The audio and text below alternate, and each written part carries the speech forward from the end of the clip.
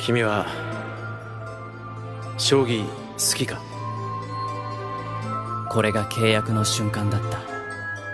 将棋の神様と僕の醜い嘘で固めた。はい。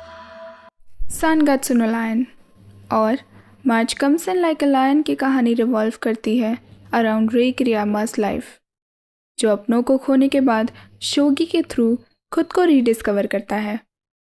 Konnichiwa minasan, this is your Shunko-chan back with another episode of Japan Uncensored। और शायद आप लोग समझ ही गए होंगे कि आज हम बात करने वाले हैं सन गत्सुनो लायन और जापान के most popular strategy board game shogi के बारे में।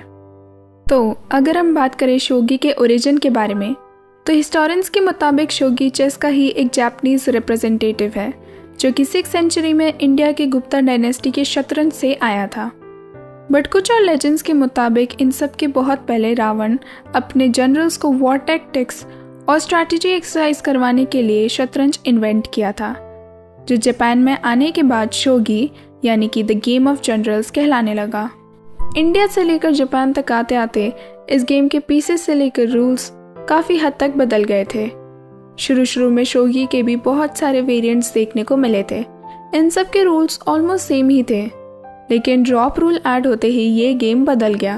अब तक बाकी चेस वेरिएंट्स की तरह इसको बहुत पेशेंस के साथ खेलना पड़ता था, लेकिन ड्रॉप रूल ऐड होते ही बहुत लोगों ने इसमें अग्रेसिव अप्रोच लेनी चालू कर दी, क्योंकि अकॉर्डिंग टू दिस रूल एक प्लेयर दूसरे के कैप्चर्ड पीसेस को बोर्ड में वापस लाकर उनके अगेंस्ट यूज़ कर सकते हैं। और एनिमे में हम बहुत सारे कैरेक्टर्स को देख पाते हैं जो इस खेल के एक एक स्टाइल को रिप्रेजेंट करते हैं, जिसमें कोई अग्रेसिव होता है तो कोई काम, कोई केयरलेस होता है तो कोई अलूफ। पर इन सब के बीच में एक चीज़ कॉमन होती है, which is the fear of losing. जैसे कि शोगी में पीस खोने के बाद वही पीस आपके खिलाफ जा सकता है, वैसे ही रियल लाइफ में भी कोई ब्रोकन पास्ट रिलेशनशिप फ्यूचर में आप ही के अगेंस्ट खड़ा हो सकता है। और इस चीज़ को एनिमे में रेई और उसके स्टेप सिस्टर के बिगड़ते हुए रिलेशन के थ्रू पोर्ट्रे किया गया है, जहाँ उसी की बहन उसी की लाइफ की एंटेगनिस्ट बन जाती है। शोगी जापान के सबसे बड़े स्पोर्ट्स में गिना जाता है और इसके 7 बड़े टूर्नामेंट्स ऑर्गेनाइज किए जाते हैं, जिसका रिजल्ट डिक्लेयर करता है कि कौन से प्लेयर्स मेजिन, रियो, किसेई जैसे टाइटल होल्ड करेंगे। मेजिन शोगी का सबसे बड़ा टाइटल माना जाता है। पहले जापान की 3 बड़ी फैमिलीज में से कोई एक ही मेजिन बन सकता था, लेकिन मॉडर्न शोगी वर्ल्ड में कोई भी प्रोफेशनल प्लेयर मेजिन टूर्नामेंट जीत के ये टाइटल हासिल कर सकता है।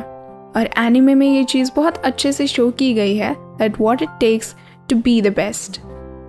वी कैन ऑब्जर्व कि हर एक प्लेयर्स की अपनी अपनी एक जर्नी होती है और अपने अपने पर्सनल स्ट्रगल्स होते हैं, पर मेजिन बस एक ही को ही मिलता है जो इन सब को ओवरकम कर सके। एनिमे में भी मेजिन तोजी सोया को इंटरमिटेंट हियरिंग लॉस होता है। इसके बावजूद वो अपने बाकी सारे सेंसेस यूज़ करते हैं ओपोनेंट को रीड थ्रू करने के लिए। तोजी हमें कई बार रेई के आइसोलेटेड सेल्फ की याद दिलाता है, क्योंकि दोनों ही अपने अपने कंडीशंस की वजह से लोगों से बात करते टाइम अनकंफर्टेबल होते थे। ऐसे लोग बहुत कम होते हैं जो अपने लूज को एक्सेप्ट करें और अपनी लाइफ में आगे बढ़ पाएं और खुद की ज़िंदगी को लेकर खुश हो पाएं, क्योंकि कभी किसी ग्रेट शोगी प्लेयर ने कहा था कि शोगी के सबसे पावरफुल डिफेंस यागुरा कैसल के साथ भी आप अपने सारे पीसेस को सेव नहीं कर सकते। सन गत्सुनो लायन बेस्ड है एक वेदर प्रोवर्ब पे, जो है March comes in like a lion and goes out like a lamb. इसका मतलब होता है कि मार्च महीना शुरू होता है अनप्लेजेंट कोल्ड विंटर के साथ, लेकिन ख़त्म होता है एक वार्म स्प्रिंग के मौसम के साथ। जैसे कि हमें कन्वे करना चाहता हो कि अभी हर चीज़ खराब है, लेकिन एक दिन ये सब ठीक हो जाएगा।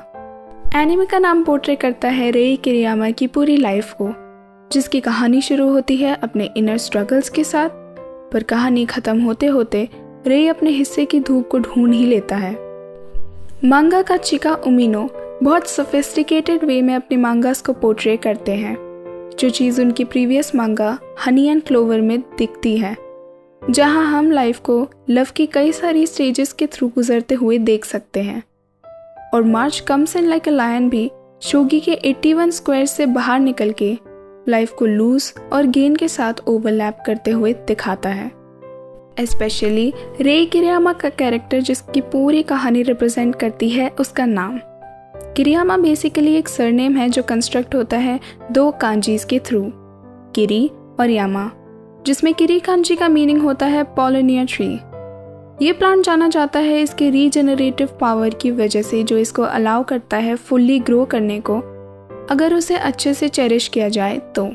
और इसीलिए इस प्लांट का दूसरा नाम है फीनिक्स ट्री। एक चाइनीज लेजेंड के अनुसार फीनिक्स बर्ड सिर्फ पॉलिनिया ट्री के ऊपर ही लैंड करता है, bringing blessings and good luck.